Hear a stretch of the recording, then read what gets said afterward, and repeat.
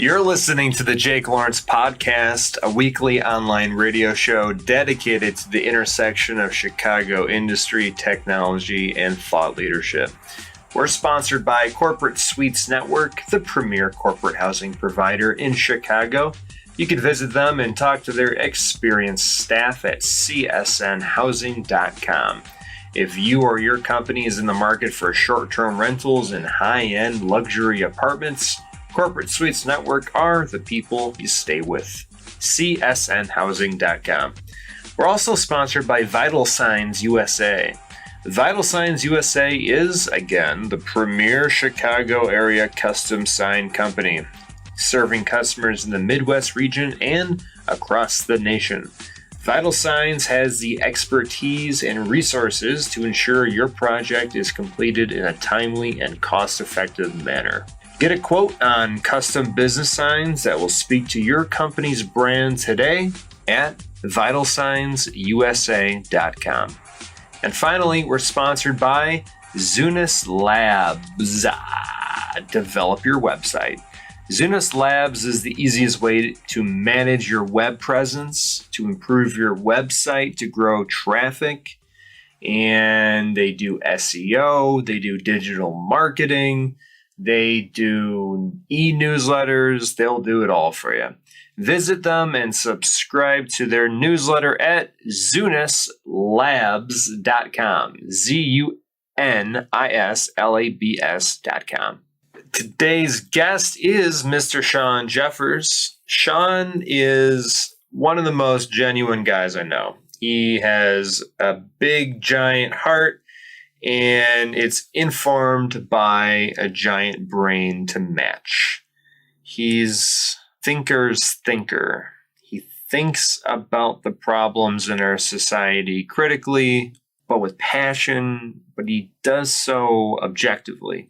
So his career is and has been far-reaching. Currently, though, he's the executive director of a large human services nonprofit called Little City, and he is an adjunct professor at Northern Illinois University, and he also sits on the board of a few other organizations as well. How do these people do so many things and not be overburdened and get the burnout and all that stuff? Anyways, listen, guys, this is going to be a great episode. I thoroughly enjoyed him on the show. He really does. He's the real deal. He's the real deal. He has managed giant departments at the state level. He runs a highly successful, large nonprofit organization. He is in this space and he knows what he's talking about. And I think anyone that's listening can learn a lot of knowledge bombs and wisdom nuggets from him. Anyways, enjoy the show. All right. Good evening, Mr. Shawn Jeffers. It's so nice to finally talk to you. Well, Jake, likewise. We've been looking forward to this evening. Glad we were finally able to get it scheduled. Full disclosure, I had you as an undergraduate professor, and you had a class on, I believe it was nonprofit, like organizations or something like that, right? That's correct, right? Nonprofit leadership. Nonprofit leadership. Yeah, that was a great class. And you were actually part of the reason why I chose to go into the Master's of Public Administration program at Northern Illinois University. Well, I'm glad to hear that. I mean, there's nothing better, Jake, any time that we engage with particularly young people that you can leave something impressionable that moves them in the right direction. Sometimes it's through my failure, but sometimes it's through trying to do something good. So. Yeah, absolutely. And it's kind of good to talk to you on this platform, too, because we have more of a one-on-one and more of a long-form organic conversation ahead of us. So I'm looking forward to it. But for those that in the audience that aren't really familiar with you or what you've done with your career, I was hoping that you can kind of give a snapshot of where you've been and where you currently are right now. Well, and again, one of the things that I've come to know and understand, I'm 63 years old, and as I reflect back on my experiences, it dawns on me, I'm pretty darn old. So there was once a moment where I can get through it rather quickly. You've done the one or two things, but I've been real blessed, Jake, to have a very robust, exciting career that I don't feel it's over yet, but a significant part of it is behind me, though some exciting things are in front of me. I actually started my career in human service as a direct care worker at the boys' school in St. Charles. It was a way of getting through college, that I was taking classes in what was deemed the juvenile justice field. At the same time, was able to work as a means of paying for school and education. And from that, I just got exposed into the whole area of helping others and really developed an affinity for, again, the human service area. While at St. Charles, I became a counselor, then a clinical director. And then from there, I met a gentleman while I was taking classes at Northern Illinois University who was teaching in the MPA program, who happened to be the regional administrator for the Cook County Department of Mental Health and Developmental Disabilities programs. And he had introduced me to another area outside of juvenile justice called developmental disabilities. And I stepped away from juvenile justice, became a unit director in Park Forest, Illinois, of an organization that was there, the Ludeman Developmental Center. From there, I became interested in forensics mental health. I left Ludeman and went to Chester Mental Health Center in Chester, Illinois. From there, I became the state facility director for what was now and then called the Schultz Mental Health and Developmental Disabilities Center in Anna, Illinois. From there, became the associate director for developmental disabilities in Springfield, at which time I had responsibility for the entire state developmental disability service system. Left there and became a nonprofit administrator for the Hope Institute, then the Hope School in Springfield. And then from Hope Institute, started my 14-year career at Little City Foundation in Palatine, Illinois. So I've done both this nonprofit governmental focus for, almost the past 40 years. Wow, yeah, you weren't kidding. That is quite the long track record, Shawn. So there are 102 counties in the state of Illinois, and there are very few of them that I didn't physically touch by way of my responsibilities, particularly in government and also in nonprofit work.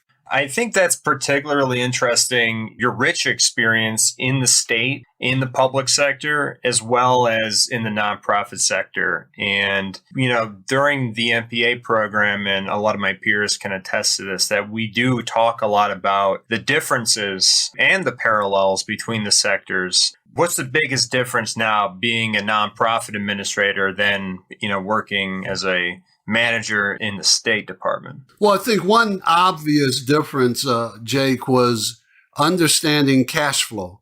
When I work for state government and even in leadership capacities, cash was non-existent, in the sense of a check, a deposit, a balancing a buck, of not knowing from day to day what your balance was. Okay. When you're immersed in government, the notion of cash is really non-existent, because you're living off of an appropriation.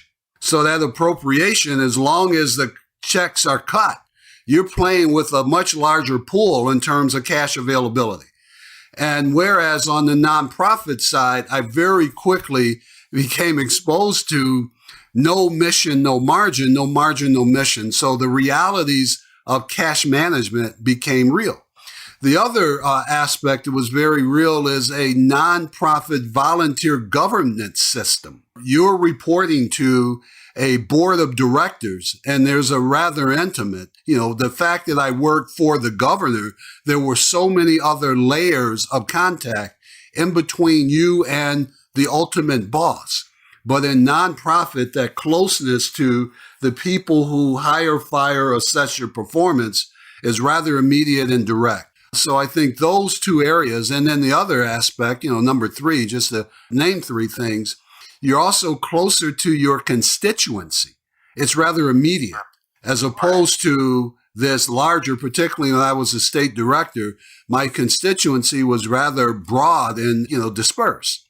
Now you're right there where people can reach out and touch you in a rather intimate way, whether happy or sad. Yeah, that does seem more fulfilling just as a person or spiritually. But I guess working for the state, what was the transition like, for you working for the state? And then, what was the reason why you transitioned into a nonprofit administrator? Was it because of those reasons? I had no clue. Yeah. When I stepped away from the state, we knew of nonprofits to me were almost like the ma and pa. If you're running a corporation, there's the ma and pa stores. And so your view of them was this notion of a lack of sophistication, very simplistic. And I have to admit, Jake, I was not acutely aware of the robustness and the challenge of the nonprofit sector. So I naively stepped out and believed that it was going to be a walk in the park comparatively with all that we've done at the state level. And I very quickly understood and was faced with its challenges. And also, just as you mentioned, the degree of satisfaction that can come from really having to a great extent your fate in your own hands. And when I left state government, I actually left at a time that what is now called DHS, Department of Human Services, was being created. My job and the job of my peer, who was the head of mental health, was actually written out of existence by law. So that's a very telling that, the job that you do once the mega emergency was created no longer existed. So it was more of an opportunity I saw, not necessarily strategically, but out of necessity. I had no doubt that I would land somewhere, but it was not real clear as to what my job would be post-merger of all the agencies. So I stepped out more on I won't say a whim, but more on a hope that I could make it work outside of the state system. And I don't regret it. Having stepped away, I know you never say never.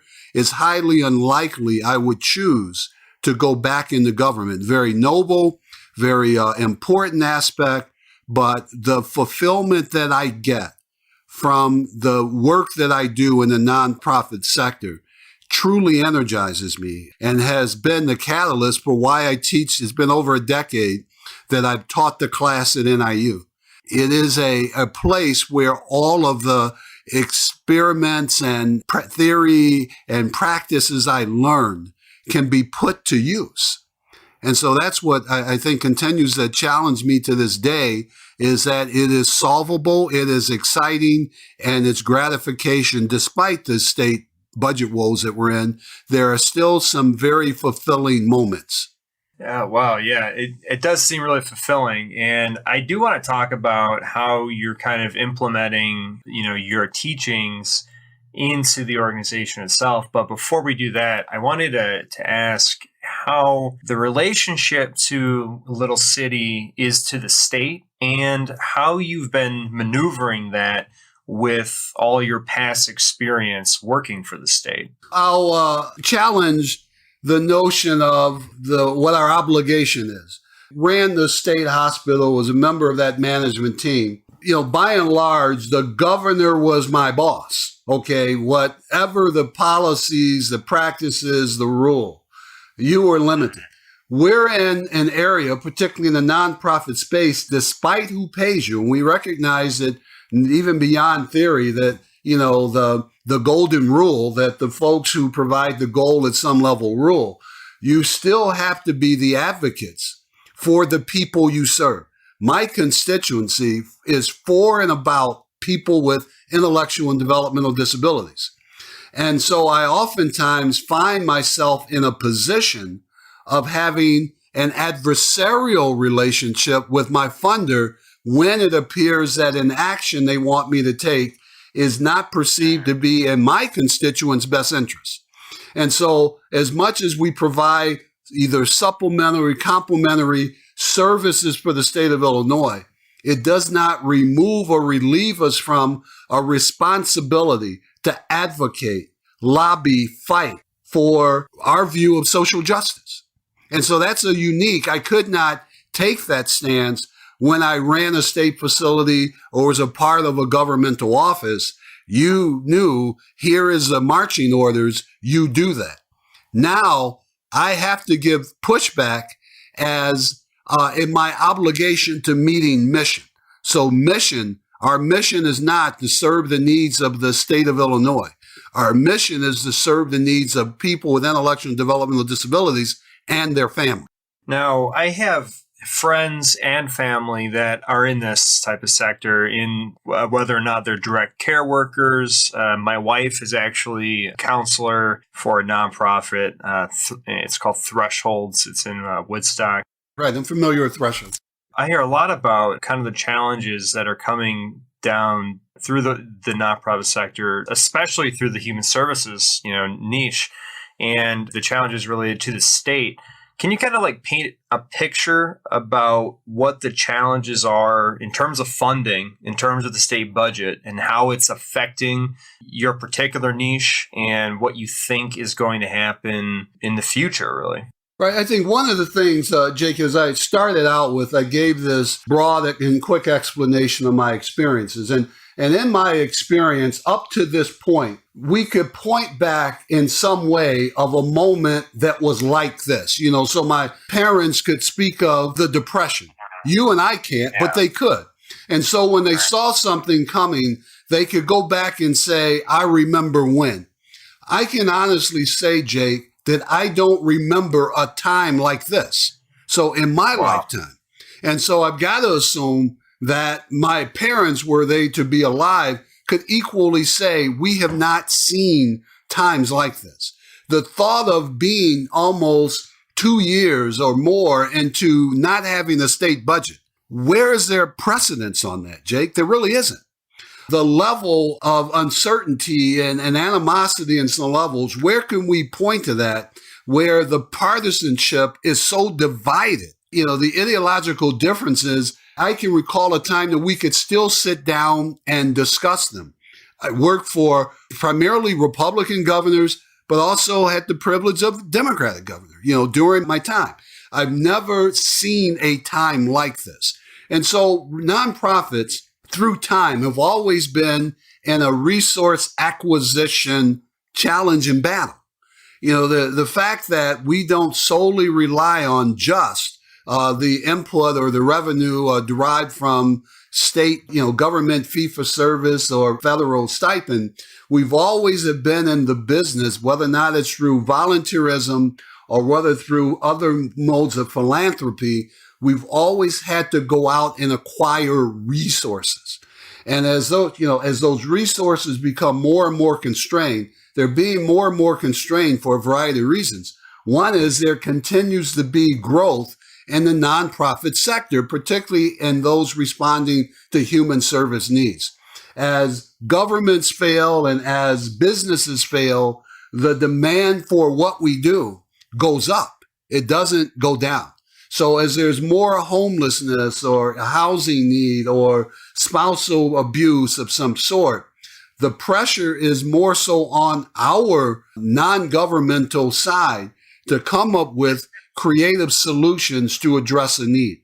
And so that's where, right now, the absence of fiscal certainty places, it doesn't relieve us of responsibility. I can't go tell my families that I serve, I'm sorry, we can't do something because of government. We have to find other means. And so my job and the job of my leadership team has become more and more complex and more demanding because we cannot walk away from mission. You can, from a governmental side, say one of the lanes will be closed. One of the toll booths will be closed. The library will not be open on Sundays after. You can't do that when you're dealing with people who have 24-hour needs and expectations. It's very difficult for us to say, today I'm not going to serve you, if not impossible. Yeah, absolutely. And this poses a very large problem for financial sustainability. And I guess when you're talking about organizational sustainability, and you're talking about the state budget, it kind of goes hand in hand. I'm assuming a lot of smaller nonprofits in the human services sector are probably feeling the crunch a little bit more than you guys over a little city. But how important is, financial sustainability, and where does financial diversity come in? We, over the past, actually July 14th of last year, we executed our first nonprofit merger. And so we merged with a similarly situated nonprofit organization that was based some miles from us, still in the same city, but they provided services very similar to that which we provide in our adult vocational area. And it was an interesting process because if you look at, we know from governmental merge. I was at a town hall meeting a couple nights ago, and one of the citizens raised the question, when you look at the multiple layers of government, from townships to villages to state, that there seems to be these excessive layers. But what we know, Jake, it's rare that there's ever an instance where they merge in some way, because people have their reasons, their identities. We also know on the nonprofit side, very similarly, that the catalyst for us working more cooperatively from a strategic alliance is not as prevalent, that we would rather close our doors than to merge. Whereas on the business side, there's a clearer ROI. There's a clearer target. There's a clearer obligation on, improving stakeholder performance that drives businesses to do that. And I think that we in the nonprofit sectors have got to better figure out and understand the value of strategic alliance as a benefit to the people that we serve. So I've watched some smaller organizations who would be potentially a good merger partner say, oh no, we would never do it because we believe ourselves to be different from you in some way. But you can basically put our mission statements, our program side by side. And I would challenge you to tell me where the value differentiation is. And so that's where I think right now, as we look to particularly the moment we're in, I don't foresee a revenue solution that's going to allow us all to operate and not learn how to play together in the sandbox. So sustainability is key. As I said earlier, no margin, no mission. No mission, no margin. And so those agencies that are ratcheting down their performance to reach whatever fiscal or revenue level they can get is not necessarily being a right service to the entity that they're providing services for.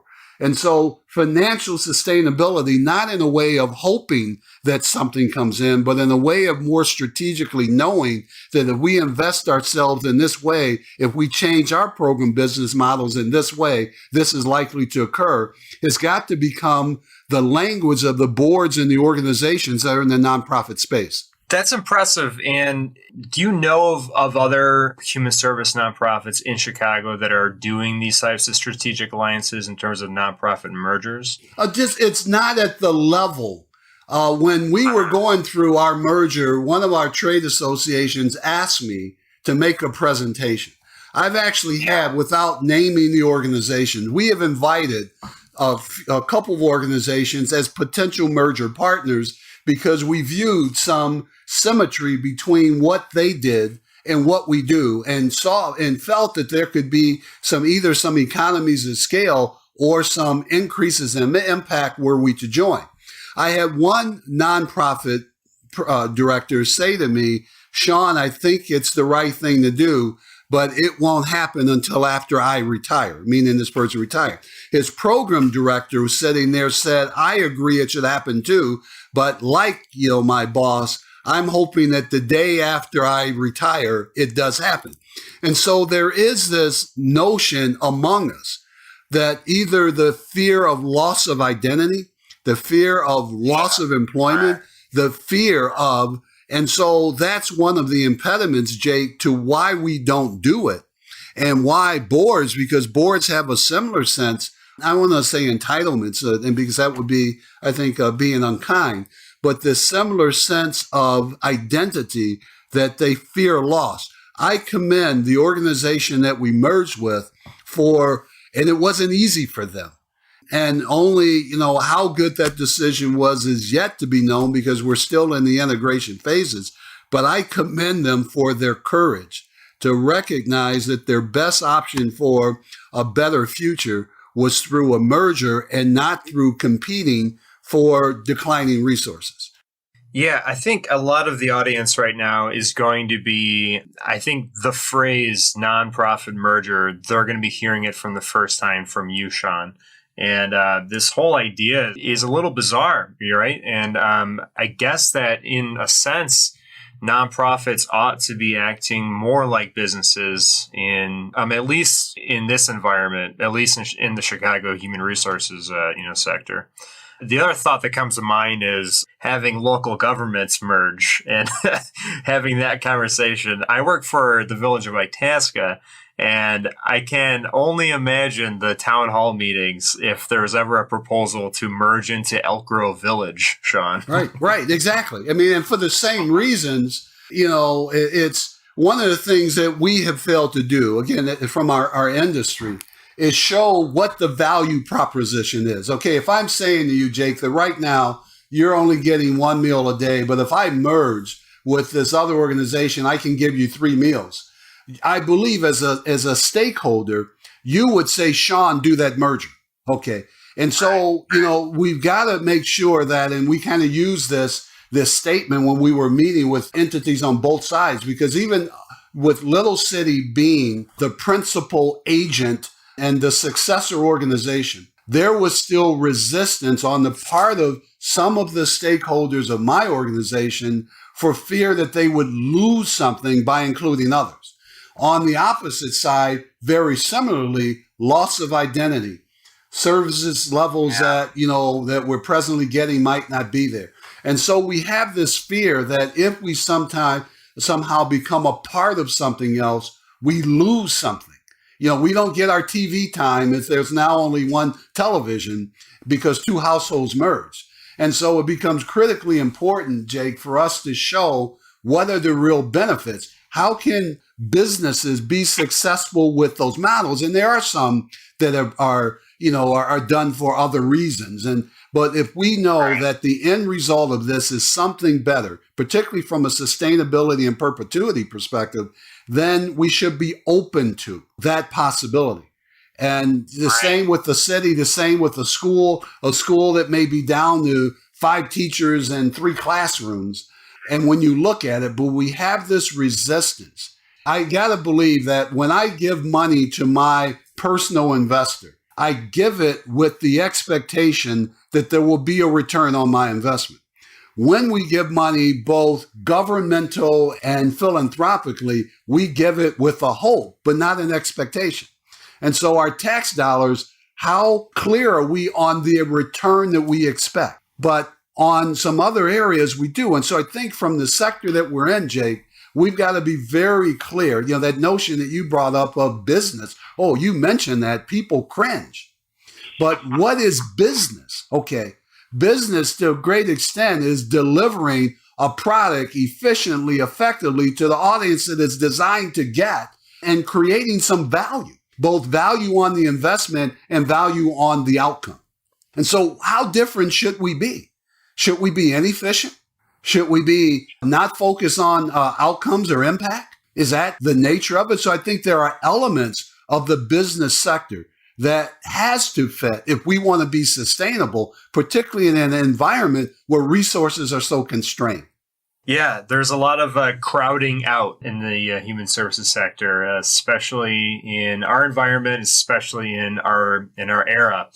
And the era is, like you said, unprecedented too. So I guess the more people with, strategic sustainability mindset, the better that we'll all be, and the better the mission will be too, and the more effective everyone in the sector will end up becoming, which ends up, influencing the core constituency even more. So when you mention better, and I want to be real careful, with that, because we're definitely of the same cloth as it relates to innovation, change, and the rest. So with Uber coming into the market and being this disruptive influence, is it better? Okay. And we don't know. We just know that Uber is a very good response to a transportation situation. We'll ultimately know how good was that disruptive force. What I believe, Jake, is we don't know if mergers and strategic alliances are the answers, if acquisitions and that language is to be used. But we do know that we're in the midst of a situation that the old way of thinking just isn't working. And so we know the definition of insanity. And so if we assume that we can send out more fundraising letters, that we just need to engage more people, that we just need to petition government more, and somehow that's going to change our situation, I'm suggesting you may want to rethink that. And so what we have to be willing to try are alternative means to accomplish a desired end.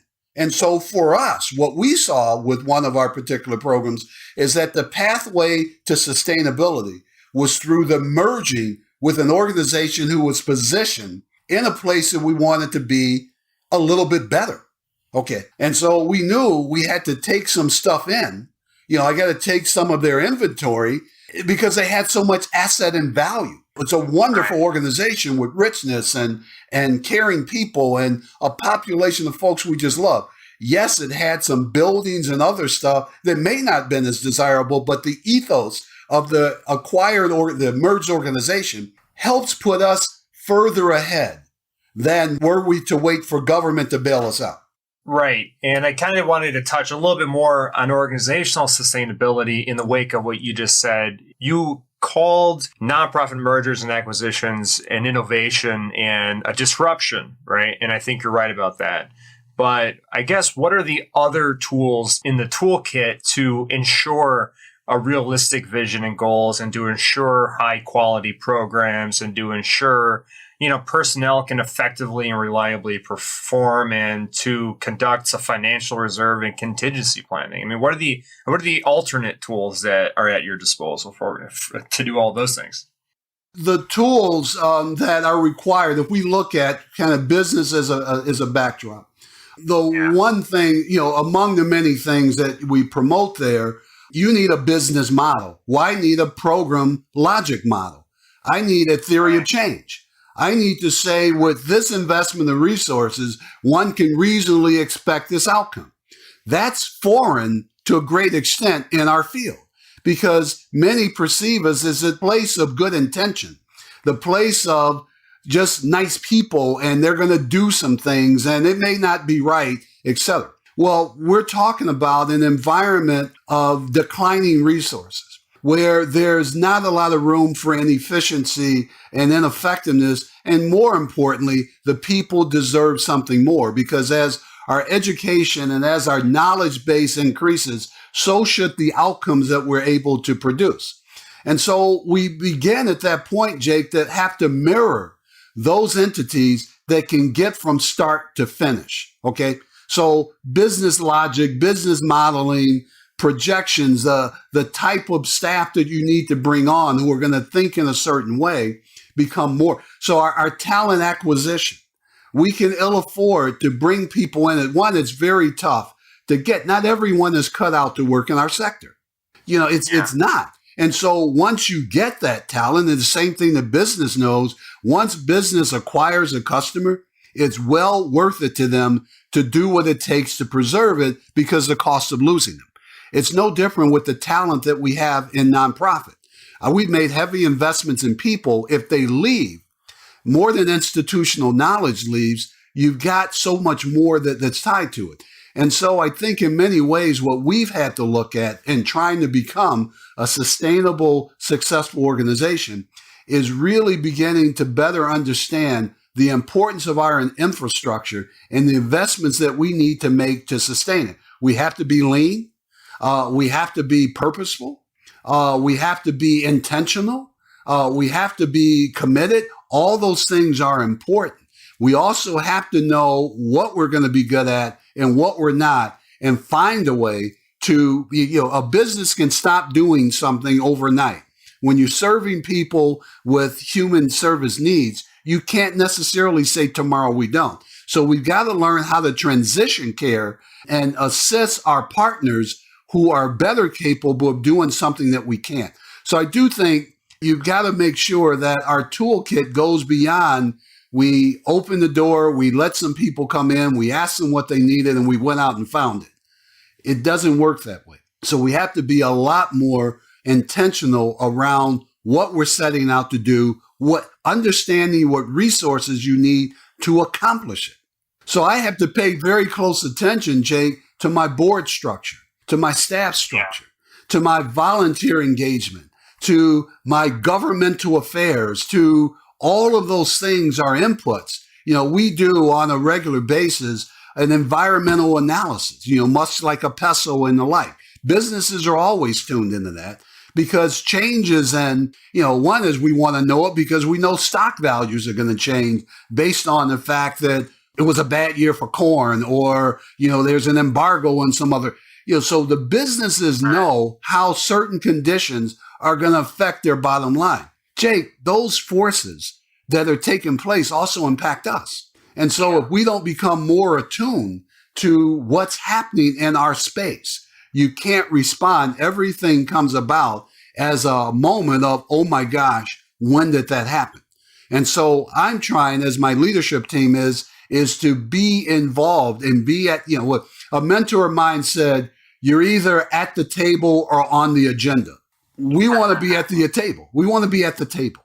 Yeah. And Shawn, I'm hearing a lot from you right now that it is more important than ever today to become more professionalized in the nonprofit sector. And as a nonprofit, practice a lot of those professional, sophisticated business practices that other real businesses are doing, business analytics, personnel, board structures and things like that. I mean, you sound like a businessman. And I think the audience is going to be very surprised to know that you actually are a nonprofit executive director. When did this, philosophy, was it always in you in these last, 14 years? No, it wasn't, Jake. And it's funny, you would bring that up because I had that flashback moment. It could have come a number of ways, but nonetheless, it happened. Our board is very much a corporate board, and there are moments that I love them and want to hug them, and there are moments I want to choke them. It is that kind of tension that sometimes emerges, but I do know at the end of the day, their interest is in good outcomes for the organization. We can disagree on approach, but I never question their heart. Well, I have one particular board member who's a Harvard Business School grad. And he's a true businessman. I love him dearly. And he had arranged through the Harvard Business School of Chicago to get a fellowship for me to attend a 1-week session at Cambridge on nonprofit leadership. And I have to admit, Jake, that it was one of the most eye-opening experiences that I've had. And what they did, they brought from across the world, not only the United States, a number of nonprofit leaders, and they really are teaching the Harvard business way. I understand not too far from Little City is the Willow Creek Church. Pastor, Reverend Heibel is a leader there. Well, one of our case studies was Willow Creek Church.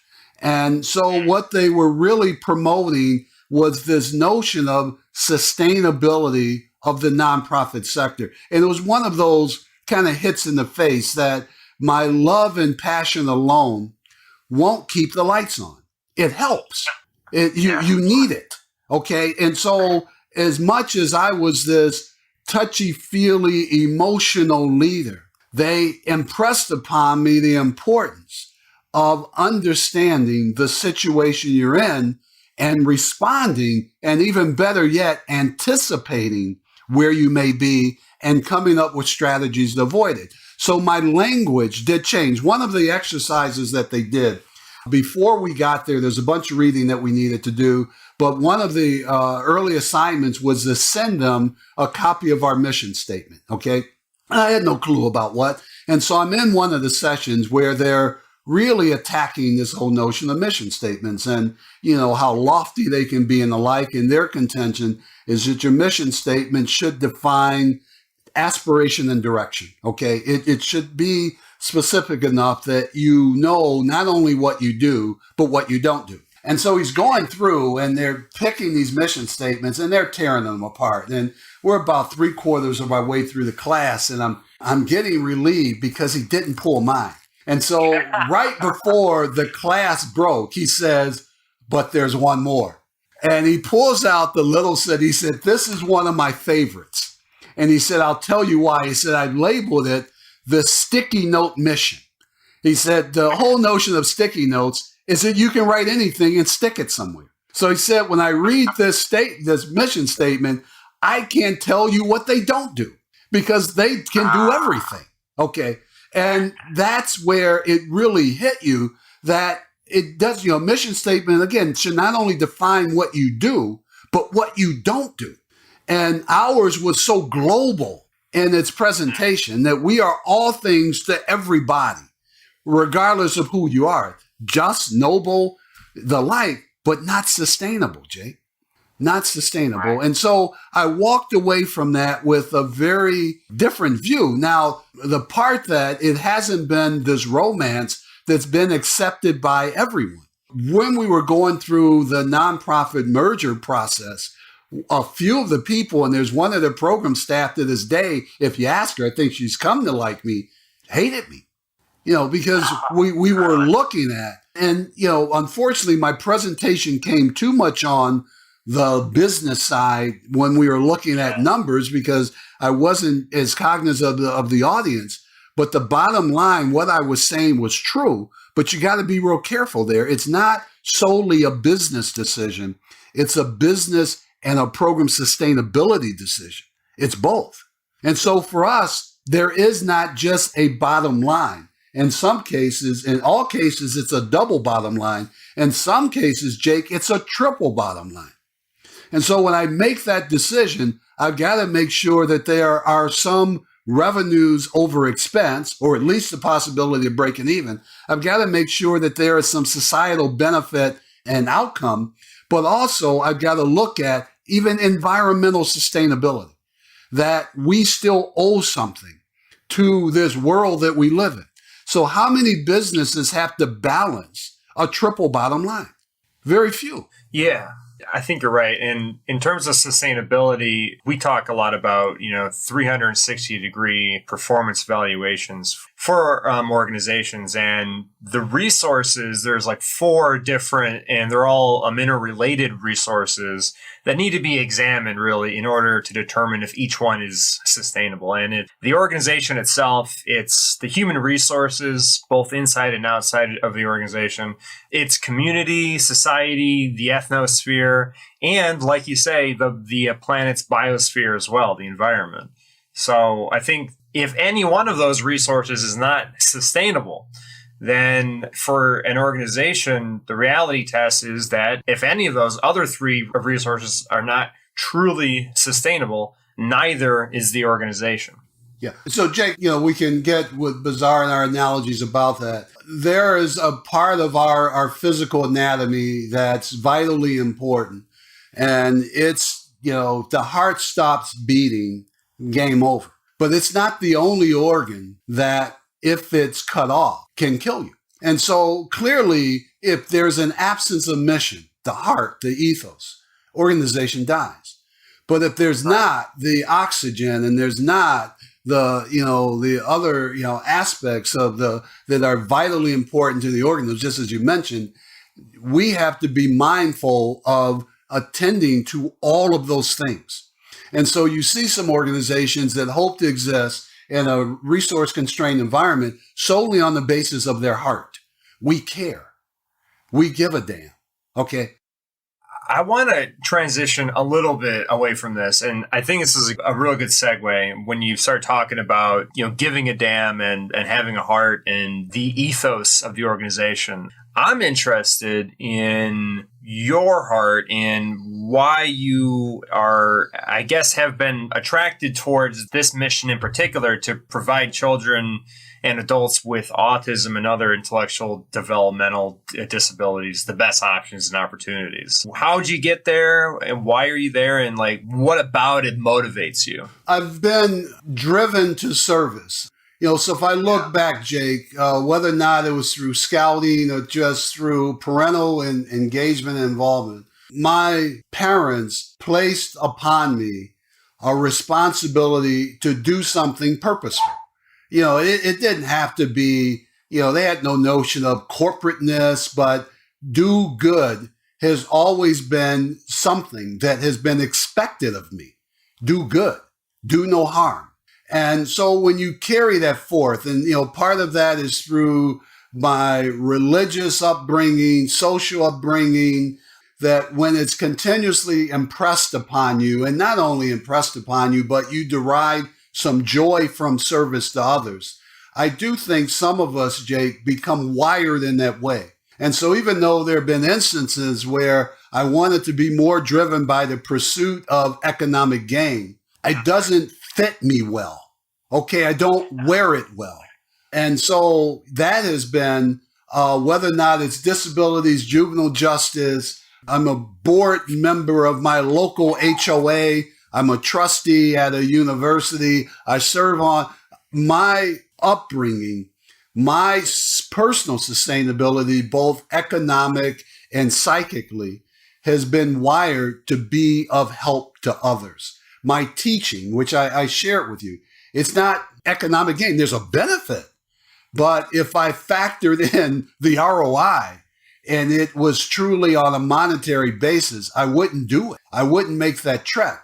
But the psychic joy and value that comes from having exchanges like this, that further helps me understand my place and commitment in the world, that's why I do it. And so I find it very hard. I was having a conversation with a guy today because, like all nonprofit organizations right now, it's a tough time. I mean, you got to dig deep and say, why in the hell do I do this? Well, I do it. Just share a quick story that resonates with me. One of my staff sent me a picture of a young lady with a pair of roller skates on and this beautiful smile, and said, thought this would mean something to you. And where it means something to me, Jake, is a family about 6 months ago came to us in crisis. They were on the verge of complete meltdown. Their daughter with significant disabilities was going to be without a place to be served. They weren't on anyone's waiting list yet, and they didn't know what to do. Again, fast forward. We were able to bring her in on both an emergency basis at no reimbursement for the state. This was truly charitable effort. And we're now having a more permanent solution for her. But a part of that was my staff engaging her socially. When I spoke to the father after seeing the picture, he says, Shawn, you saved my family's life. You saved us. I'm not coming at it from a God perspective. I'm not that. But what we have, what I have at my disposal, Jacob, is every day I wake up, every moment that I exist, every moment that I step foot onto the grounds of my office or campus, I can do something good in someone's life every day. So that's the part that some people, gosh, it doesn't excite them. But it excites me that I can do something good in someone's life every day. It's when I pick up the phone to call a donor and say thank you. When I drop by, embrace one of my staff, or engaging with some of the people that we serve, that's where the rush comes. And when we don't do it well, it hurts. But when we do it well, it feels so good. That's the drive, Jay. And so in any system that where you're in it for an outcomes, that's why it's important to understand the end game. If the end game is only passing out the pencils, it's an important role. But if you don't know what happens with that pencil, did someone finish a test that's now getting them the job? So I want to understand, and I get to see the effects of my yes and my no. Years ago in state government, a good friend of mine, his name was Jerry Beagles, when I was the associate director, people kind of perceived my job as saying no. The place I was in the organization at that time, I didn't go out on the yes calls when we were going to give somebody something. I kind of went out on the no calls. That was the nature of the beast. Jerry said one day, I'm going to get you out the office, flew me to Chicago to see an organization who at that time, we were paying one of the highest rates for care. And he wanted me to see it. But when I went there, Jake, I saw a place that was really a tenement and a place where people shouldn't live. And we closed it. The short story is we closed it. But what Jerry impressed upon me is that we have to see the effects of our no. We have to see the effects of what we do. And sometimes we get so isolated from that. The beauty of Little City is I see when I say yes and no. I see when I deprive someone of something what the impact is. It's daunting because it wears you down, but it's fulfilling because you know that an extra effort can result in something that can change someone's life. Hope I'm not being too hokey with you on that, but that's the draw, that we can do something instantly change someone's life. You're not being too hokey at all, Shawn. And I think everyone who's listening can attest that what you're saying is extremely potent. It's powerful, and at least for me, it's definitely a source of inspiration. And I guess I do want to talk about autism and other intellectual and developmental disabilities specifically. So talking about autism, it affects 1 in 68 children, 1 in 42 boys. The prevalence is growing. It's one of the fastest growing developmental disorders in the U.S. It costs a family about, $60,000 a year on average.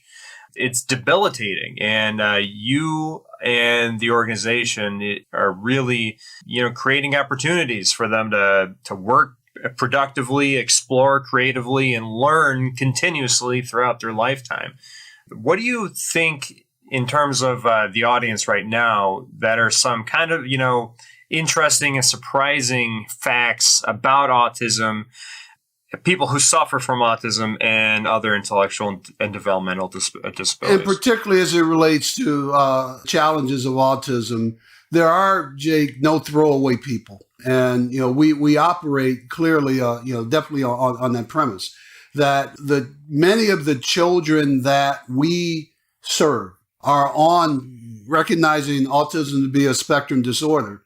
We get the kids who are on that far end, depending on going from left to right. If we're looking at right being the most able and left being those with the more significant challenges, Little City serves, by and large, that percentage of people who lie on the more difficult end of the spectrum. The spectrum in and of itself is difficult, but there are some levels of difficulty. So I don't want to downplay that person on this right end, is a walk in the park. It's not.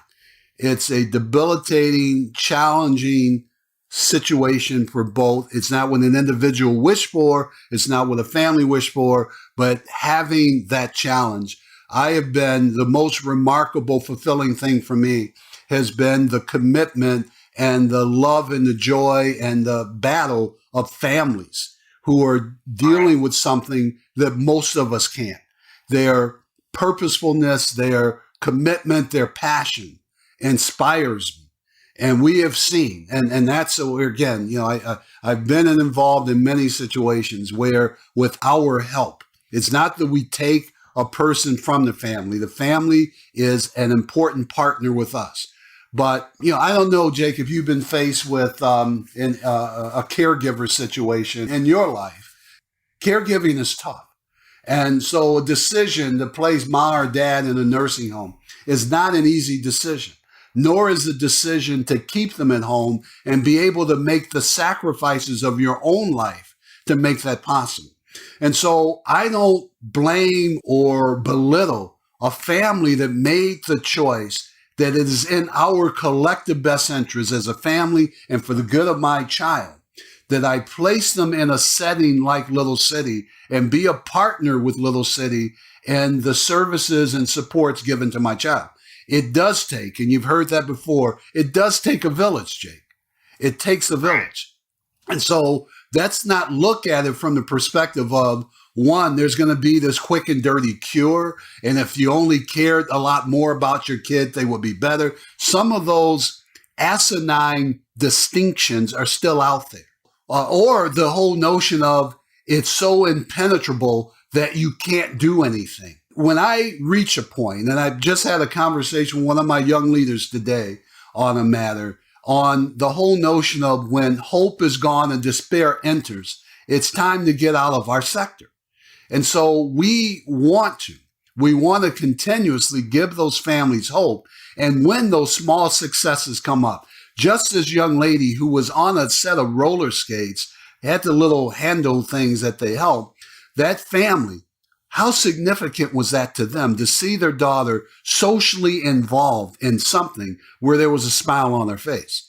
To many, they don't understand that the smiles, I was faced with a personal situation, and I shared this some years ago at one of our annual dinners. I've been in this field, Jake, for a long time. Autism wasn't supposed to touch my family. I mean, God, I paid my dues. Look what I'm doing. So if anything, I should be getting a pass, because I know, well, it didn't happen. And so my first grandchild was on the spectrum, and I saw it and shared kind of a story when I'm there with this young man, and the bird flying over, a dog running past, or kids playing were of no interest to him. Him moving along the side of the house really fixated and transfixed on the brick pattern, the inability to articulate. I mean, we saw all of those classical symptoms. And I'm saying, wait a minute, God, I had high hopes and aspirations of this person who I go to ball games with, and I'd show how to play a game of chess or something. And why are you doing this to me? Haven't I done enough? And so you have to catch yourself, Jake, in that regard is, why not you? And not why me, but why not me? And what does it really mean? The good news, because there's always good news, no matter what happens. My grandson got the services he needed and has been mainstreamed. And his hope for a different future is rather significant and rather positive. And so I'm also an advocate, not knowing there's no one silver bullet, no one secret condition. But when we give up hope, nothing but despair enters. And so that's where, I'm so proud of my team that they're always pushing the small rays of hope, the incremental steps of progress, that they never lose sight that we're about creating these memorable moments that we're going to keep holding on. And so that's where I think the value differentiator for us is that level of passion and commitment that we have toward both the families and the individuals that we serve who are challenged with autism and other intellectual and developmental disabilities. Wow, thanks for sharing that. I don't think I knew that about your grandchild. I'm glad to hear, though, that he is going in the right positive direction. Yeah, it's a blessing. There's a lot of things there. I'm a spiritually driven person, but more, along with that, complemented by, it's actually in the state of Texas, Houston, Texas. He got some exceptional care. That's fantastic. Yeah. Well, I do want to change topic a little bit. And you offered up your age earlier. So I'm just going to remind everyone that you are 63 years old, Shawn, and you're not getting any younger. And you, as the executive director for for your organization, for Little City, you're not going to be there for the rest of your life. This is a challenge, I think. Transitioning, having a succession plan is a major challenge for medium-sized nonprofits that don't have too many staff, who can't really, pick from the ranks, or who don't really have a plan. And hell, a lot of them aren't even thinking about it. And this has caused a lot of trouble and a lot of heartache for a lot of nonprofits. So are you thinking about succession planning at this point? Is your leadership thinking about it as well? Well, yeah. And Jake, I want to try and kind of categorize some things and in terms of not only how I think of it, but sometimes how the literature captures it. One reality we all face is that there will be a transition, whether or not you couldn't stay in first grade for the rest of your life. We're all about making transitions. Some are forced and some are more purposeful. So there will be a leadership transition at Little City, whether or not I'm ready or not. That's a reality. Okay. And so the question becomes, how will it take place? And that's where this whole idea of succession management, succession planning comes in. And so what I would want, and this is, that I did go into it with the notion that I would do it until the day I drop dead, because I don't see this realistic point where you could say you're done. If you go in and your goal in a corporate sector is to make $1 million or sell 1 million cars, you can put some endpoint. We're in a business, or particularly in human services, when is it in? I don't have the cure to autism. If I could do that and walk away, I could say, look what I did, I'm done. But what we do will be taking place, or it's almost in perpetuity. Very few of us are in an area where we're going to finish out and it's done. So if we knew there were 100 homeless people and we got 100 people in the home and it ended homelessness, there's a good point to ride off into the sunset, Jake. But I recognize that from what you described, from the prevalence of autism to other disorders and the youthfulness of the population we serve to the aging, the cycle of life, the need is going to extend itself far past my existence, Jake. That's the reality. So there is no clear point that I could step away and be done, other than either consciously go about the business of understanding that, or at some point my board makes that call and says, hey, Shawn, we'd like to meet you at restaurant X. And you sit down and say, Shawn, it's been a great run. I don't know how to tell you this, but don't come in on Monday. Okay. So at some point it's going to happen. My preference, Jake, is that we do it in some planful way, and that we're looking at both the bench strength of the organization I serve. Many organizations are so leader driven that they're not leader purposeful. And so leader driven, at the point that that person has run out of gas, you're out of gas. And what happens to a number of organizations is they fall back and some don't survive. The literature, research will show some organizations that had that strong, charismatic, powerful leader, that upon his untimely exit, could be accidental, incidental, the like, the organization spiraled to the point of no longer being open. There are some organizations that have had very successful transition. It's easier when a leader, for example, has already said that I'm going to leave at age 67 or I'm going to leave at age 66.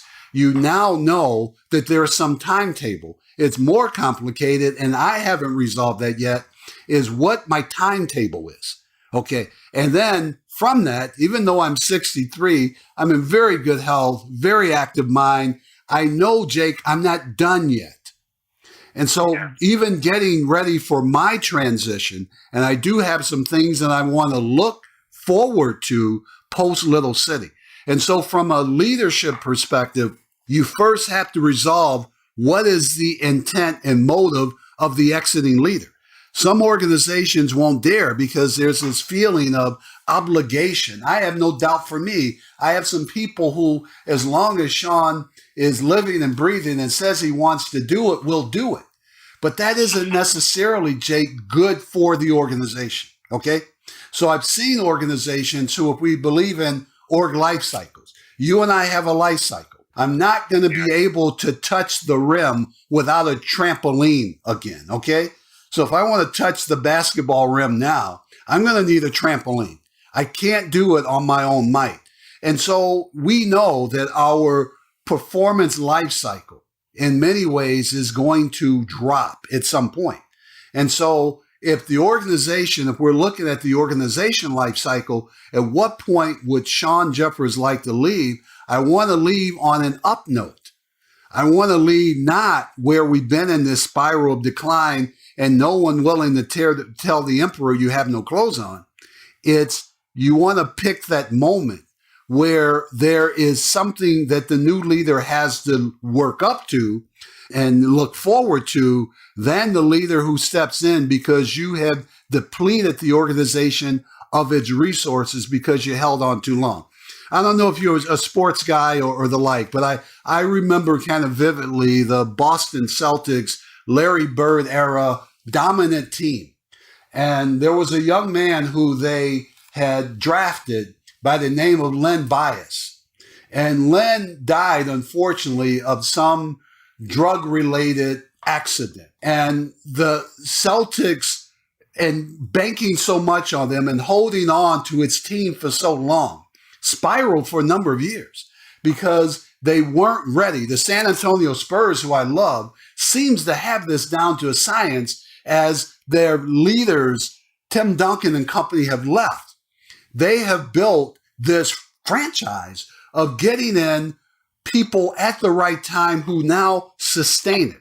And so I look to that, and I want to be Little City to be the San Antonio of the nonprofit sector, that we have brought in people who are being prepared for and developed so that Shawn can go out on a winning season and transition into that next thing, and not where we waited for me to not be able to lift myself to do it. And so it takes, Jake, that commitment on the front end to recognize what is your bench strength.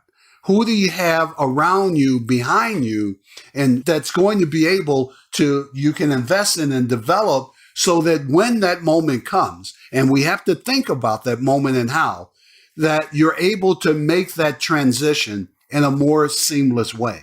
So I'm not the only, there's a lot of my generation, Jake, that are holding and sitting in seats now that they're going to leave. They're going to either leave on their own volition, they're going to wake up one day and life's going to say it's time to do it, or we're going to prepare the sector for it. It's always nice to have a plan, and it's always nice to have a plan for the leader, for you. But does your organization, does it focus all of the succession planning efforts on the quote unquote high potential individuals, or does it have some type of planning effort for the rest of the people, right? Because the benefit of focusing on executive directors or high potential workers is you could channel more resources and coaching towards those employees in your bench with the greatest promise. But the risk, I guess, is that you overlook great people and alienate and frustrate the rest of the employees, which maybe can impact morale and turnover. Do you know what I mean? Yeah, I do, Jake. And I am not promoting Little City as the poster child of succession management and leadership development. We are at the embryonic stages of this. We get it. And we're looking at what can we put in place. I think first, there was and I may have mentioned this in the class, the book that spoke about the Oz principle. And one of the components of the Oz principle is the first thing that you got to achieve is you have to see it. Okay, you got to see it. And after you see it, you got to own it. And so then own it, we move from solve it and do it. So just the four components.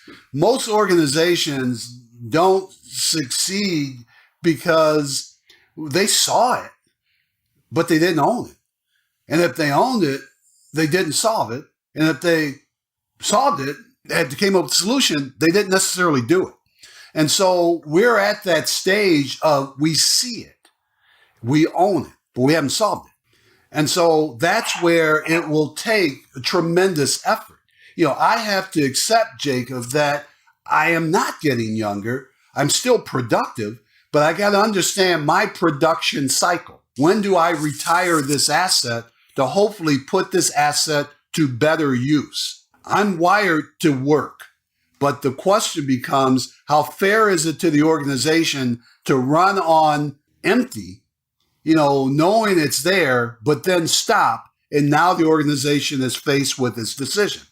I want to run with at least a full tank and leave that and now be into something. That's my personal goal, is to do it in a way that has prepared both myself and the organization for my exit, and it's viewed by both parties. I have some nonprofit friends who have left, and they regret having left. because they weren't ready, or they underestimated and to some extent what they would do, or overestimated how much they would like it. And I don't want to make that mistake. You did kind of mention that you did have a little bit of an idea of what you wanted to do post Little City. Do you mind giving me those ideas? I do. I am a person who did all the rigors of postgraduate study leading to a potential doctorate, but failed to put together a proposal. And so I'm committing myself, Jacob, to do that, because what I would like to do post Little City is either be involved with an academic institution in a more formal way, or a leadership development component in a more formal way that helps shape and develop the leaders of the future. So that's an ideal. Once again, it's still about helping, okay? It's still about helping. So I want to get to that place. That's kind of the key. Well, I thought you were going to say golf, so yeah, I like your answer better. Okay, the other thing that I wanted to bring up is that you had said that not only are you the executive director for a rather successful and large nonprofit, but you sit on top of an HOA, you're a trustee for a university as well, right? Correct. Yes. And then you're also a associate professor for NIU. I guess you're doing a lot, Shawn. How do you find the time to do all this, and how do you manage those time resources? Well, I mean, none of the things I mentioned, one can question, and particularly with some of the board engagements, how effective I am. And I'm still driven by, I want to do more, okay? So that's part of, again, that challenge on my part. And maybe at some point I'll slow down and say I've done enough. I still feel like when we wake up, Jacob, we can do more. I have fun. The relationship, if you were asking me what's my hobby is collecting and cultivating relationships. That's what I enjoy. And so each of those instances has given me access to some very unique people. I enjoy that. And so service with those boards, and now there have been some things that I've walked away from because it just doesn't fit. And so I have an investment in my university, my alma mater. There's some things I'd like to see it accomplished. Very excited about the president there and her vision. And so I get inspired just by some of the things that she takes on. My HOA is self-serving. It's all right. But nonetheless, great group of people, to be around. And so that to me, Jacob, I draw strength and excitement from being a part of a group of others who are seeking out to do something. It's allowed me to travel. It keeps me reading. It keeps me doing. My dad lived to the ripe young age of 90 years old. He worked until he was 88. But he shared with me, Jacob, that every day he woke up with a purpose.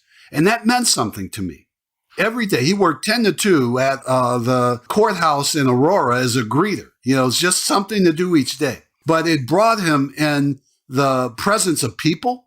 It brought him in the presence of, and I think that when you're talking about where you get something from, I'm very much like him, but not as good as him in a lot of areas. And so that's where that desire, I enjoy being a part of something happening that's oriented toward doing good. So how can you retire? Yeah.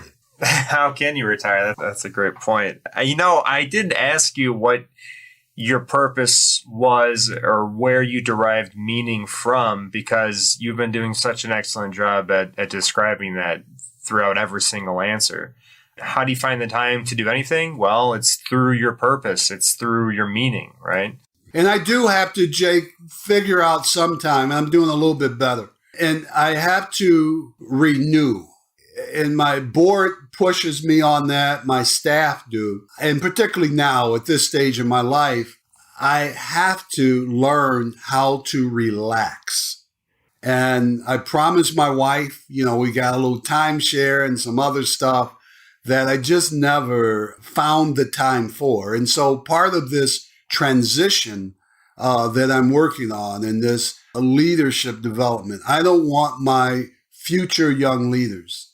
I want them to learn from what I learned, but I don't want them to do what I did that was very taxing. My family's made a lot of sacrifices. There's some benefit that they've gained, but there's also some sacrifices that they've made.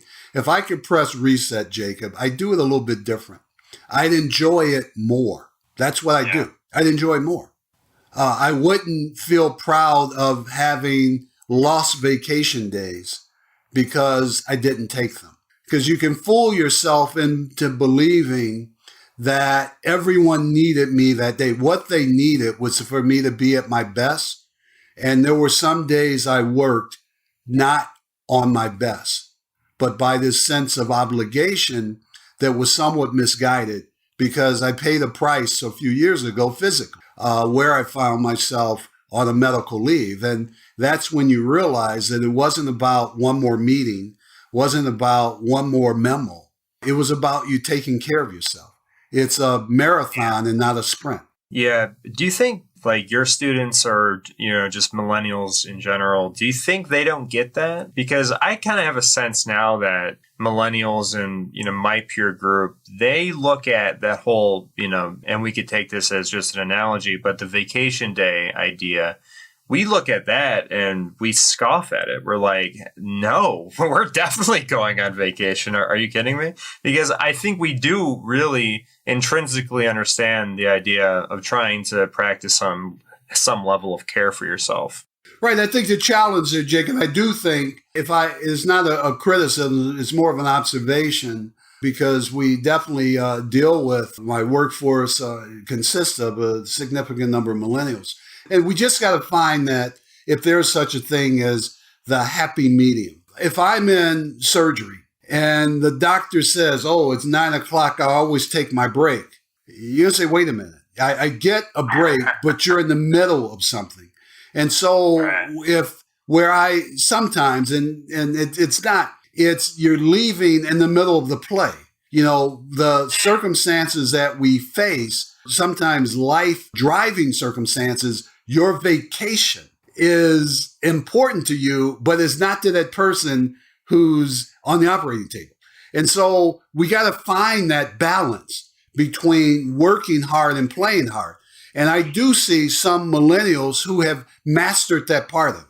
And so I do want to, if I share, is work hard, play hard, and find the balance. That's a very valid point. Yeah. And hopefully one day I will find that balance. Exactly. As well. If you do, you will write a book and be a rich man. Absolutely. Well, hey, listen, I want to transition. We're going to do the Lonely Island thing soon. I'm going to ask you a couple questions, right? But before we get there, and I think you just did an excellent job at giving out some advice to aspiring people who want to get into the field. But if there is kind of one more piece of lasting advice you want to give out to maybe people that are going into the MPA program, people that are going into the human services sector, go for that, I guess. Well, the first thing, I have 3 children, 2 daughters and a son. My son's the youngest. My 2 girls are separated by about 5 years. And they both, Jacob, went into the business sector. One's in marketing with TJ Maxx Group. The other one is in marketing with a hospital in the Houston healthcare system. Very successful young ladies. I'm exceptionally proud of them. And they understand, they looked at what I was doing in the nonprofit space and both kind of said it's not what they wanted to do, that they were driven in a different way. They give charitably, but their notion of the sacrifices of this sector weren't at that time of their life as appealing. And so what I want people to understand, you got to first understand you and what you want. And once you get to that, as you know, we gave the DISC value, assessment, find out about you, your drivers. I don't know, Jacob, if life is about first making, Robin Williams was quoted as saying, right is what's left when you've done everything wrong. I don't know that one has to try everything before they find the something, but the sooner you can get to the something, the better I feel the quality of your life. Okay. Some people, it's in the latter stages of life, do they get it? But some can get, I believe you can get it earlier. Try and find that which sustains you, mind, body, and spirit. And I do think it's possible. And so what I try, students, particularly in the nonprofit space, and had some success, is getting them to care about something. It was once stated that if you're for everything, then you care about nothing. It's care about something. Care about something. And then if you invest yourself in it, there's some fulfillment. If you care only about the dollar, and that's what you're going to chase, my notion is you're not going to be as fulfilled. But if you care about something, and particularly something that benefits others, you never grow hungry and you never grow starving for, did I make a difference? Did it mean something? So I'm touched, Jacob, where I can go to a number of places, and it's happened. People whose lives I didn't realize I touched say, and if you talk about what drives you, when I hear that something I did, something I said, something I touched made a difference. Yeah, wow. I've talked to some millennials on this podcast, that are in the business sector, that are entrepreneurs or are pursuing other pursuits as well. And we've talked about this question as well. What motivates us and what is going to be the driving factor in our lives? And I think all of us are kind of coming to the same conclusion that a lot of it is having to do with reflection and being more meditative and really trying to look deep in oneself to find what the answer is. So kind of, Marcus Aurelius's Meditations comes to mind a little bit in there, but just having a sense of self-reflection and being introspective, I think are really key and valuable and some actionable insights that people in my peer group can actually do. Yeah, I definitely think, and particularly, don't be reflective, Jason, at the point of crisis. And we look back at what we wish we could have done.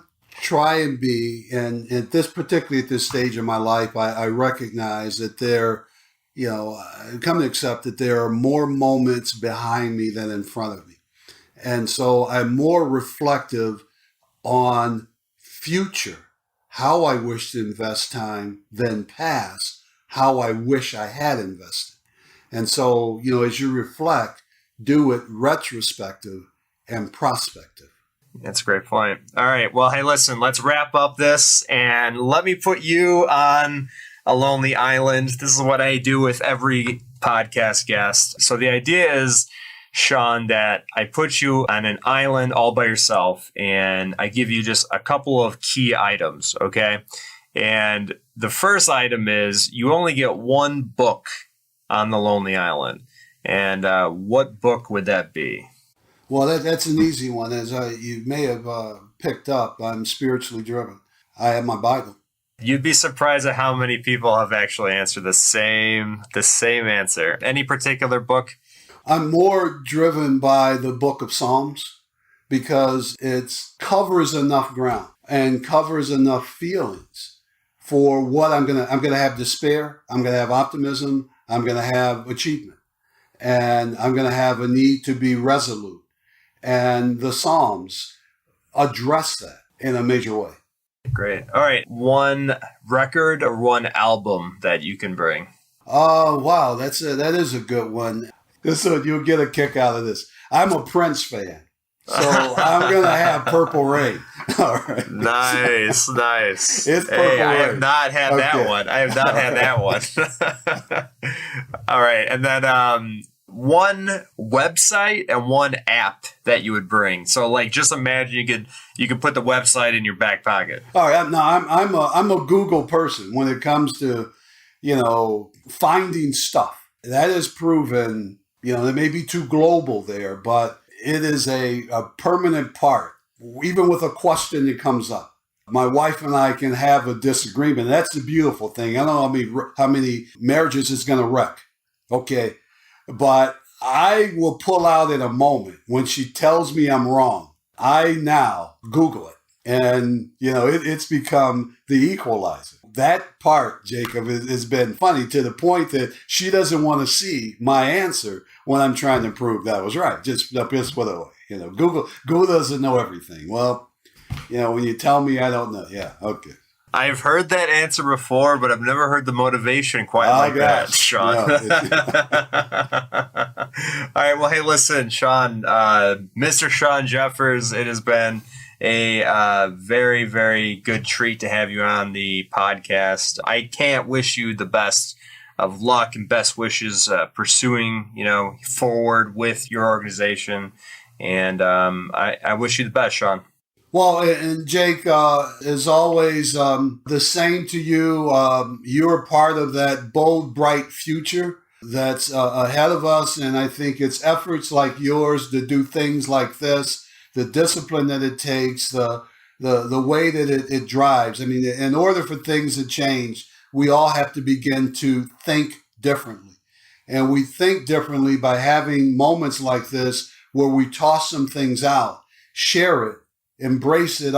So I've learned just from conversing with you and taking some thoughts and putting those out. It's been extremely helpful to me. So at some point, let's circle back if you feel there's need or benefit to do it.